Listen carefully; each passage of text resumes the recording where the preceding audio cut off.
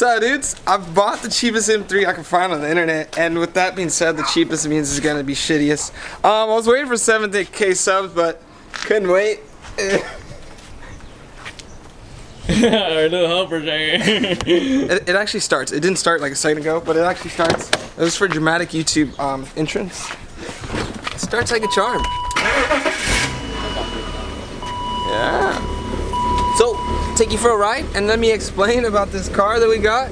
The cheapest M3 you can find on the internet, and I'll tell you what's wrong with it, because a lot of stuff's wrong with it. Hopefully it makes it to the spot we're supposed to film it. We did not cue that.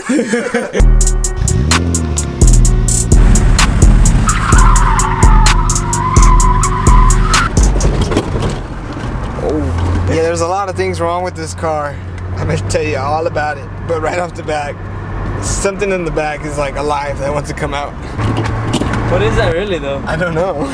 I'm going to miss this car. Like I plan to just sell it because it just needs too much work.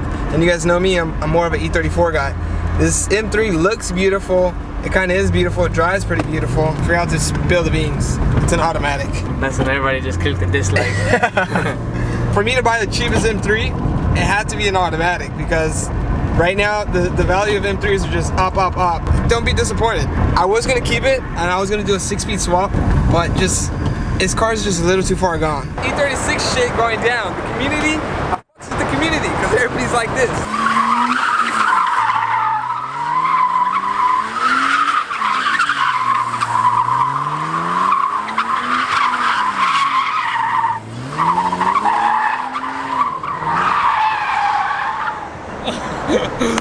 Holy shit!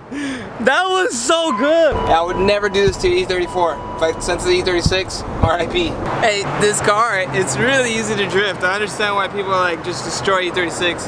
But on a side note, we shouldn't really beat it up. Let me just give you an explanation on what's going on with this car. I believe it's a 97 M3. Not too sure. And I don't really, honestly, don't really care. You guys know me, E34 for life. But E36 is slowly growing on me, so if I do get one, apologize in the future. I don't know how this car got to the point it is right now, because it's an automatic. 5-speed I can understand, people are just killing it. The slush box is completely gone, but I was planning to go ahead and manual swap it anyways, but as you can see, drive, it takes like an hour to shift gears. Steering wheel's on point. Car feels pretty solid, besides the fact that the slush box is slipping, and I have a major cracked windshield. I don't know how this even happened. I think someone tried to rip the window off because it just has like a big ass gash right here. Front windows don't work. I think that's very common on E36. Oh, that one actually works. Oh my god, that one works. This side does not work, and I think it's held in by like a piece of wood. I hear stories about the E36 door panels just falling off. This one hasn't happened yet. Came without a rear seat, came without paperwork, because that's how you're gonna get it if you want to pay super cheap for an M3. So if you guys follow my Instagram, you would know how I got this car. I was working Lyft, and I pulled over and I seen this car. It was in a shop, and I was like, hey dude, what's up? What's wrong with it? Told me it had a blown head gasket. Fast forward a couple months later, I go to the shop. Hey dude, you still have the car? Yeah, it's at my house. I'm like, what? It drives? It's like, it drives. So I go to his house. I don't really have any bargain. He knows what he has. So he tells me like $1,000. You want it? Take it. I'll try to hit him with 900. He was completely like, nah. So $1,000. Bought it with lien paperwork because the customer couldn't repair.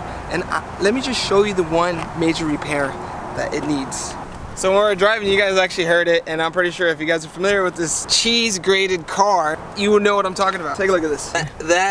That is the rear strut tower. I know how to weld, and I would weld this if I was an E36 guy, but I figured I need to focus on my M5. I have too many projects going on. The car looks really good, don't get me wrong, and I might get one in the future, because the M5 is just calling my name, and it's not gonna break like this. RIP to this car. I don't want to fix it. Hopefully the next person that does fix it restores it. Needs a lot of work, and I'm not the dude. Usually I am the dude, but I don't know what the fuck happened with BMW. Why'd they do this? This is bad. Why would they make such a cheap car out of cheap metal? Literally when I heard it, I was like, okay, it's probably a simple fix. I can weld in a plate.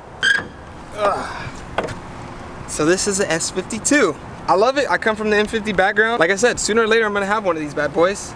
Feels really smooth. This motor is worth a lot, so I hope I can get something for the car. Whatever I get for the car is gonna go right into my E34 M5. So hopefully, cross our fingers, we get a lot of money for this bad boy, just because the hype is that real. I don't know why the hype is that real, because if they rip like that all the time, you would never see me in this chassis. The only reason why I want to be in this chassis is just to spread awareness and knowledge to my fellow people on the YouTube. I'm gonna take this oil cap so I can put it on my M5. We're good to go. I would have kept this car if it was a 5-speed, to be honest, straight out the back. Let me just say it how it is. But the fact that it's not 5-speed and it has that rear strut disaster, I just don't want to deal with it. Like I said, I have other cars that need attention, so hopefully this car gives me enough bang for the buck. I could put that cash into another car, and yeah. But I just basically wanted to show you that when you kind of get what you pay for in the car community. $1,000, this is what you would get for an M3. And to be honest, it was really rare that I can buy this for $1,000 because you cannot find these at all anymore. With that being said, I hope you guys liked that video. Like, subscribe, comment, all that famous YouTube stuff. I'll see you guys in a later video. Bye.